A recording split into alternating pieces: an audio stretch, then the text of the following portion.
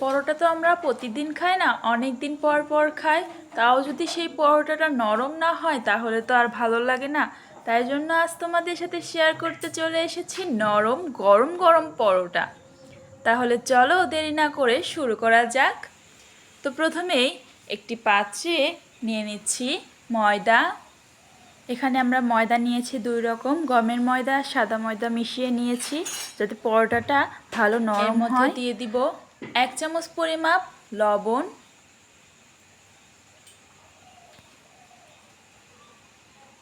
দিয়ে দিব তেল।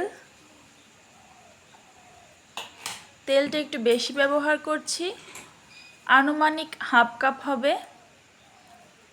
2 চামচ পরিমাপ চিনি দিয়ে দিচ্ছি। এবার ময়দাটাকে ময়ান দিয়ে নিতে হবে।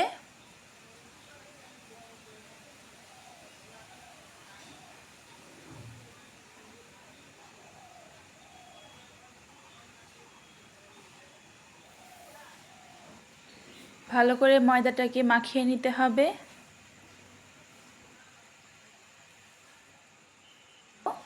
এভাবে যখন চাপ দিলে দলা পাকিয়ে আসবে তখন বুঝে নিব আমরা ময়ানটাকে বেশ ভালো মতো দিয়ে নিয়েছি।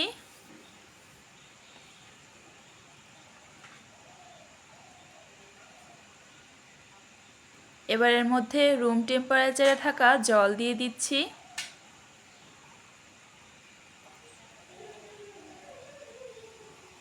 একটা সফট ডো বানিয়ে নিব।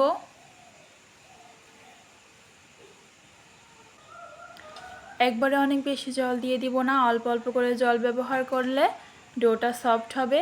আর অনেক বেশি জল ব্যবহার করে ফেললে কিন্তু ডোটা বেশি নরম হয়ে যেতে পারে, সেজন্য আমরা অল্প অল্প করে জল ব্যবহার করব।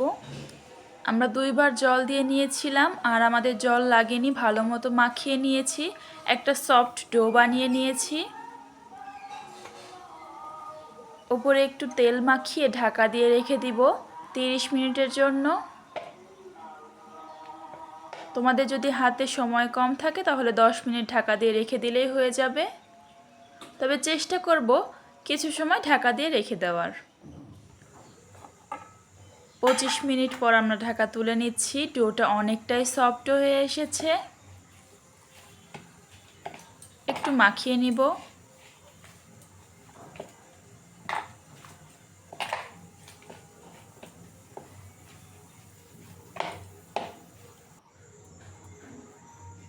এবার লেচি কেটে নিচ্ছি। একটু বড় করে লেচি কেটে নিচ্ছি কারণ এখানে পরোটা বানাবো, পরোটা তো একটু বড় সাইজের হবে, সেজন্য বড় করে লেচি কেটে নিচ্ছি।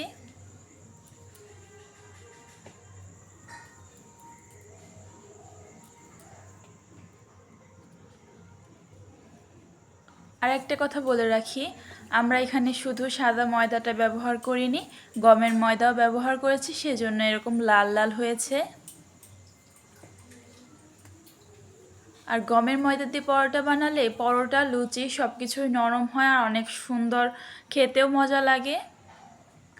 তোমরা যদি চাও শুধু সাদা ময়দা দিয়ে বানাবে তাহলেও কিন্তু হবে, তবে গমের ময়দা দিলে একটু বেশি টেস্ট হয়। এবার লেচিগুলোকে গোল করে পরোটার আকারে বানিয়ে নিব।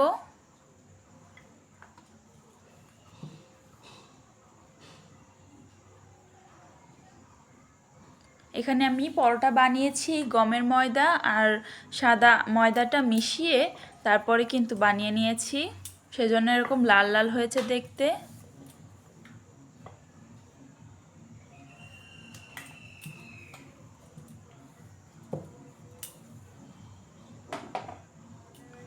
পরোটাটা কতটুকু পাতলা করেছি সেটা তোমরা দেখে বুঝতে পেরেছো। এদিকে ফ্রাই প্যান বসিয়ে দিয়েছি।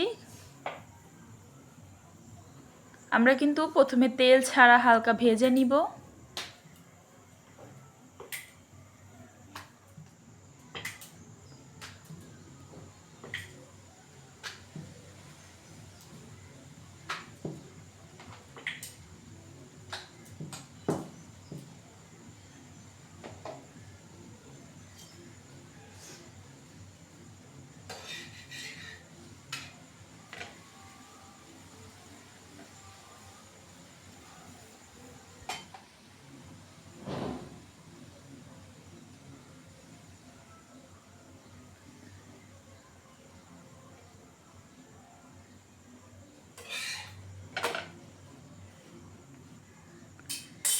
পরোটাটা কিভাবে ফুলে উঠছে তোমরা দেখতে পাচ্ছ।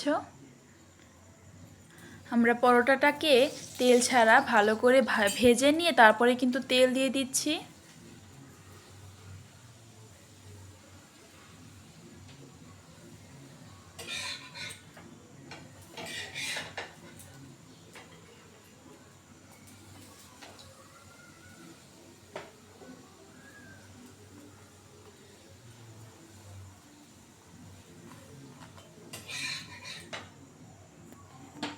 একটু লাল করে ভাজা হয়ে গেলেই তুলে নিব।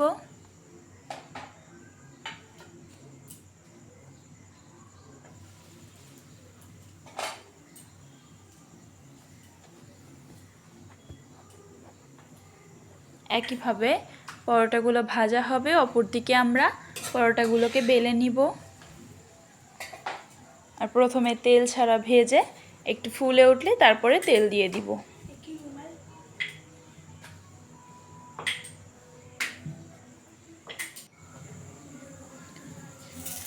প্রতিটা পরোটায় কিভাবে ফুলে উঠছে তোমরা দেখতেই পাচ্ছ।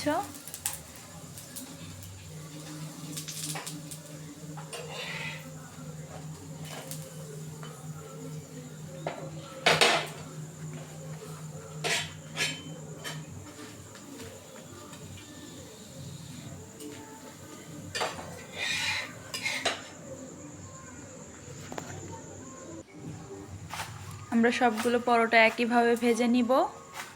আর হালকা ঠান্ডা হয়ে গেলে এভাবে যদি একটু ভাজ দিয়ে নিই তাহলে কিন্তু নরম হয়ে যাবে আরও। তোমরা দেখেই বুঝতে পেরেছো পরোটাগুলো কতটা নরম হয়েছিল। আমি এখানে পরিবেশন করে নিয়েছি হালিমের সাথে। খাসির মাংস দিয়ে আমরা হালিম রান্না করে নিয়েছিলাম, সেটা কিন্তু আমার ইউটিউব চ্যানেল দেওয়া আছে, তোমরা চাইলে দেখে নিতে পারো। আমি ডেসক্রিপশন বক্সে লিংক দিয়ে রাখবো। আজ এই পর্যন্তই, পরবর্তী ভিডিওতে দেখা হচ্ছে। বাই।